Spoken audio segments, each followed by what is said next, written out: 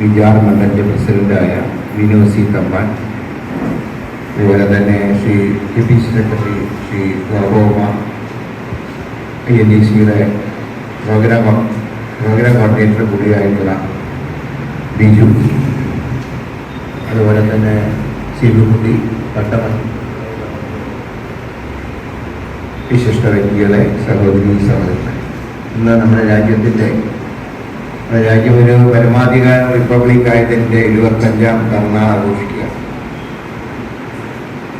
ഇന്നത്തെ ദിവസമാണ് Indian national കോൺഗ്രസിൻ്റെ ദേശീയ തീരുമാനം അനുസരിച്ച് ജയ് മഹാത്മാ, ജയ് ഭീം, ജയ് സംവിധാൻ എന്ന മുദ്രാവാക്യവുമായി ഇന്ന് കോൺഗ്രസ് മുന്നോട്ട് പോകും.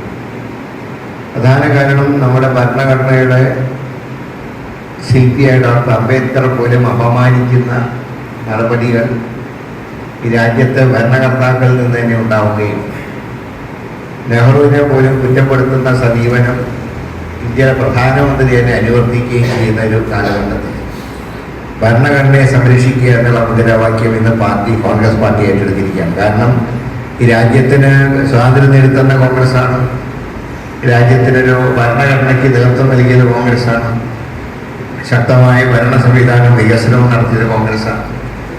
അതുകൊണ്ട് തന്നെ കോൺഗ്രസിന് അതിൻ്റെ ഉത്തരവാദിത്വത്തിൽ നിന്ന് ഒരിക്കലും ഒളിച്ചോടാൻ കഴിയില്ല. കഴിഞ്ഞ ദിവസം പ്രധാനമന്ത്രി ലോക്സഭയിൽ ഒരു കാര്യം പറഞ്ഞു. ഞാൻ ഈ ചരിത്രം വളച്ചൊടിക്കാൻ നോക്കുന്നതിൻ്റെ ഒരു ഉദാഹരണം ഞാൻ പറയാം. പ്രധാനമന്ത്രി ലോക്സഭയിൽ പറഞ്ഞത് 47 മുതൽ 52 വരെ ഇന്ത്യയിൽ ഒരു തിരഞ്ഞെടുക്കപ്പെട്ട സർക്കാർ ഉണ്ടായിരുന്നില്ല എന്നാണ്. 47 സ്വാതന്ത്ര്യം കിട്ടിയത്. 200 വർഷം ബ്രിട്ടീഷുകാരുടെ കീഴിലായിരുന്നു ഇന്ത്യയിലായി. ഈ സ്വാതന്ത്ര്യം കിട്ടുമ്പോൾ ഒരു ഭാഗം പാകിസ്ഥാനായിട്ട് വിഭജിച്ചു പോയി. എത്ര ജനസംഖ്യ ഉണ്ടെന്ന് അറിയില്ല. ഏത് ഭരണ സംവിധാനം വേണമെന്ന് തീരുമാനിച്ചിട്ടില്ല. അതിന് പകരം ഒരു സംവിധാനം ഉണ്ടാക്കണ്ടേ? ആദ്യം വോട്ടർ പട്ടിക ഉണ്ടാകണ്ടേ? അല്ല, വോട്ട് ചെയ്യാൻ പറ്റും. ജനസംഖ്യയിൽ മഹാഭൂരിപക്ഷവും നിരക്ഷരായിരുന്നു. കാരണം 200 വർഷം ഇംഗ്ലീഷുകാരെ ഭരിച്ചു, വിദ്യാഭ്യാസം പലർക്കും നിഷേധിച്ചു, ദളിത് വാദത്തിൽപ്പെട്ടവർക്ക് പട്ടിണിയും പരിവട്ടമായിരുന്നു. അങ്ങനെ സാഹചര്യത്തിൽ ഒരു ഓൾ പാർട്ടി ഗവൺമെൻറ്റാണ് ആദ്യം ഉണ്ടാക്കിയത് നെഹ്റുവിൻ്റെ നേതൃത്വത്തിൽ. അത് ആദ്യത്തെ നെഹ്റു മന്ത്രിസഭ എന്ന് പറയുന്നത് കോൺഗ്രസ് മന്ത്രിസഭയല്ല, ഓൾ പാർട്ടി ഗവൺമെൻറ്റാണ്. ആ ഗവൺമെൻറ് രൂപീകരിച്ച കമ്മ്യൂണിസ്റ്റ് പാർട്ടി മാത്രം ചേർന്നില്ല അതിൽ. കാരണം കമ്മ്യൂണിസ്റ്റുകാർ സ്വാതന്ത്ര്യം അംഗീകരിച്ചില്ല. ഇത് സ്വാതന്ത്ര്യമൊന്നും കിട്ടിയില്ല എന്നാണ് കമ്മ്യൂണിസ്റ്റുകാർ പറയുന്നത്. പിന്നെ 57 ജയിച്ചു വന്നപ്പോഴാണ് ഇതിൻ്റെ സുഖം മനസ്സിലായത്. അതുവരെ സ്വാതന്ത്ര്യം അംഗീകരിച്ചിരുന്നില്ല. ഏതായാലും ആദ്യം തന്നെ ആ ഗവൺമെൻറ് ചെയ്യുന്ന ഓൾ പാർട്ടി ഗവൺമെൻറ് ചെയ്തത് ഏത് മോഡൽ ഭരണം വേണമെന്നുള്ള ചർച്ച ചെയ്യും.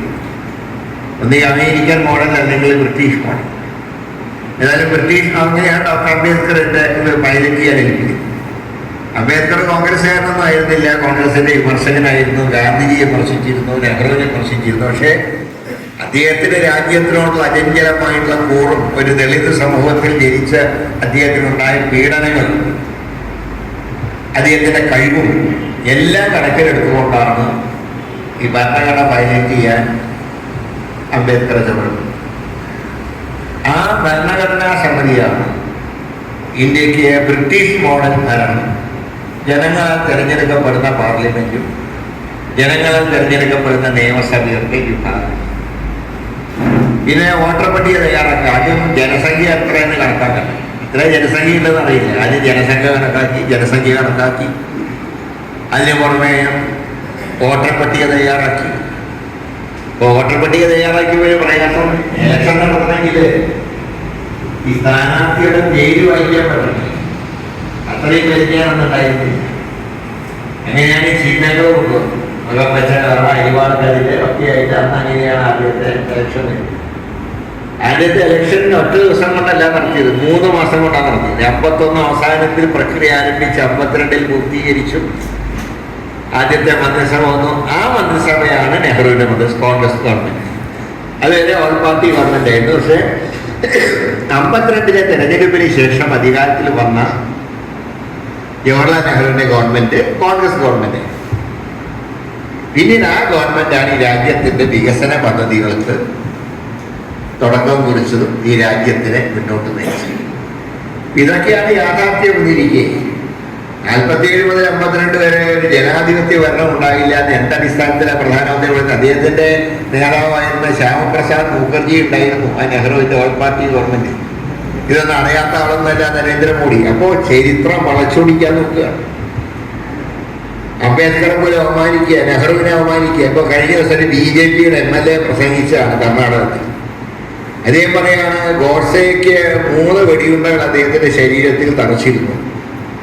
ഒരു ഉണ്ട മാത്രമേ ഗോഡ്സെയുടെ തോക്കുന്നു പോയിട്ടുള്ളൂ, ബാക്കി 2 ഉണ്ടയും നെഹ്റുവിന്റെ ബുള്ളറ്റിനാണ്. എന്തിനർത്ഥമില്ലാതെ പറഞ്ഞു. MLA പറയുകയാണ്, പറയും ചീപ്പ് എന്നല്ല പറയാം. ഇതൊക്കെയാണ് രാജ്യദ്രോഹം എന്ന് പറയുന്നത്. അതായത് 2 ബുള്ളറ്റ് നെഹ്റുവിന്റെ തോക്കുന്നാണ്, നെഹ്റുവിന്റെ കയ്യിൽ തോക്കുണ്ടാകും, നെഹ്റു വെടിവെച്ചു ഗാന്ധിനെ. ആ രീതിയിലുള്ള പ്രചരണം നടക്കുകയാണ് ഇവിടെ. നെഹ്റുവിനെ അവമാനിക്കുന്ന എത്രയോ പ്രസംഗങ്ങൾക്ക് ഇന്ത്യൻ പാർലമെന്റിന് വേദിയാവേണ്ടി വന്നു. ഇങ്ങനെയുള്ള അവസ്ഥയിൽ ഇപ്പൊ ചരിത്രം ഒന്ന് മാറ്റിയെഴുതണമെന്ന് പറയാം. ചരിത്രം മാറ്റിയെഴുതാൻ പറ്റുമോ? ഞാൻ പറയാം, ഇതിഹാസങ്ങളെ കുറിച്ച് വ്യത്യാസം ഉണ്ടാവും. കാരണം എനിക്ക് നിങ്ങളിൽ മഹാഭൂരിഷങ്ങൾക്ക് ദൈവവിശ്വാസമുണ്ട്, ശരിയാണ്. പക്ഷെ ഞാനും ദൈവത്തിനെ കണ്ടിട്ടാൽ നിങ്ങളും കണ്ടില്ല. അതുകൊണ്ട് ദൈവം ഇല്ലാന്ന് അറിയുന്നവർക്കും സമൂഹത്തിൽ സ്ഥാനമുണ്ട്. എന്നാൽ ചരിത്രം അങ്ങനെയില്ല. ചരിത്രം സംഭവിച്ച കാര്യമാണ്. നമ്മുടെ പൂർവികരുടെ കൺമുമ്പിൽ കണ്ട കാര്യങ്ങളാണ് ചരിത്രം എന്ന് പറയുന്നത്. 200 വർഷം ഇംഗ്ലീഷുകാരെ ഭരിച്ചു, ചരിത്രമല്ലേ? 47 ആഗസ്റ്റ് 15 ഇന്ത്യക്ക് സ്വാതന്ത്ര്യം കിട്ടി, ചരിത്രമല്ലേ? ഗാന്ധിജിനെ RSSകാരനായിട്ടുള്ള ഗോഡ്സെ വെടിവെച്ചു കൊന്നു, ചരിത്രമല്ലേ? ഇന്ത്യ 1950 ജനുവരി 26 ഇന്ത്യയിൽ പരമാധികാര റിപ്പബ്ലിക്കായി, ചരിത്രമല്ലേ? അതൊക്കെ മാറ്റാൻ പറ്റുമോ? ചരിത്രം മാറ്റാൻ കഴിയില്ല. ഇതിഹാസങ്ങൾ സംഭവിച്ചിട്ടുണ്ടാകാം, ഇല്ലായിരിക്കാം. പക്ഷേ ചരിത്രം സംഭവിച്ച കാര്യങ്ങളാണ്. ഇനിയിപ്പം കുറെ കൂടെ കഴിഞ്ഞാൽ നമ്മുടെ ഈ പണ്ട് ഒരു സിനിമ ഇറങ്ങിയിരുന്നു, പഴയ ബ്ലാക്ക് ആൻഡ് വൈറ്റ് സിനിമ, ഉണ്ണിയാർച്ചയിൽ ആരോപണ ശേഖരം നല്ല വരും, ചന്തു വില്ലന് വരും. കരിയും ചന്തു എന്ന് പറഞ്ഞ വടക്കം പാട്ടിൽ തന്നെ ചന്തുവരി വിശേഷിപ്പിച്ചിട്ടുണ്ട്. പക്ഷെ പിന്നീട് വടക്കം വീരനാഥ വന്നപ്പോൾ ചന്തു നല്ല വരും, ആരോപണ ശേഖരം വില്ലന് വരുമാണ്. അതുപോലെ ഇനി BJPക്കാരൻ ചരിത്രം എഴുതിയാൽ ഗാന്ധിജി വില്ലനും ഗോഡ്സെ നല്ലവരും. ഇപ്പം തന്നെ ഗോഡ്സെയുടെ അമ്പലങ്ങൾ പണിയുന്നുണ്ട് ചില ഭാഗത്തൊക്കെ. അപ്പം അങ്ങനെ ചരിത്രത്തിനെ വളച്ചൊടുക്കിയ നമ്മുടെ രാജ്യത്തിന്റെ സ്വാതന്ത്ര്യത്തിനെ സ്വന്തം നിലയ്ക്ക് ഉള്ള ഒരു ഏകകക്ഷി ഭരണത്തിലേക്ക് കൊണ്ടുപോകാൻ ശ്രമിക്കുമ്പോൾ അതിനെതിരെ പോരാടേണ്ട ചുമതല നമുക്കുണ്ട്. അങ്ങനെ പോരാടുമ്പോൾ നമുക്കെന്താ ഭരണഘടന നമ്മളാദ്യം അറിഞ്ഞിരിക്കുക. അതറിയണമെങ്കിൽ അത് എന്തായാലും ഇപ്പോഴത്തെ തലമുറയിൽ കുറ്റം പറഞ്ഞുകൂടാ. ഇപ്പൊ ചരിത്രം പഠിക്കണമെന്നൊന്നുമില്ലല്ലോ. ഒരു കുട്ടിയോട് ചോദിക്കുക ആരാവണം? എനിക്ക് ഡോക്ടറാവണം, അല്ലെങ്കിൽ എഞ്ചിനീയർ ആവണം, എൻ്റെ താല്പര്യം IT ഫീൽഡാണ്. ഇതിന് ചരിത്രം പഠിക്കേണ്ട ആവശ്യമില്ല. ആകെ 10ാം ക്ലാസ് വരെയാണ് ചരിത്രം പഠിക്കേണ്ടത്. അത് നെഹ്റു ഗാന്ധി എന്ന് പറയുമ്പോഴേക്കും 10ാം ക്ലാസ് വരെ. പിന്നെ ചരിത്രം പഠിക്കേണ്ട ആവശ്യമില്ല. അപ്പോൾ ആളുകൾക്ക് ഭരണഘടനയെ കുറിച്ച് ഒരു അവബോധം ഉണ്ടാക്കുക, അതാണ് പാർട്ടിയുടെ ചുമതല. അതിൻ്റെ ഭാഗമായിട്ടാണ് പട്ടപ്പാടകം പറ്റി ഇന്ന് ഇതുപോലുള്ളൊരു ഭരണഘടനാ സംരക്ഷണ സദസ്സ് ഇന്നിവിടെ സംഘടിപ്പിച്ചിട്ടുള്ളത്. തീർച്ചയായിട്ടും അതിനെ വാർഡ് കമ്മിറ്റി അനുമോദിക്കുന്നു. ഇന്ന് ഞങ്ങൾക്കൊക്കെയാണെങ്കിൽ ഒരുപാട് പരിപാടികൾ ഉള്ളതുകൊണ്ട് ഇനിയും ദിനാശംസകൾ നേർന്നുകൊണ്ട് ഈ സദസ്സ് ഔപചാരികമായിട്ട് ഉദ്ഘാടനം ചെയ്യുന്നു. എല്ലാവർക്കും വിനീതമായിട്ട് നമസ്കാരം.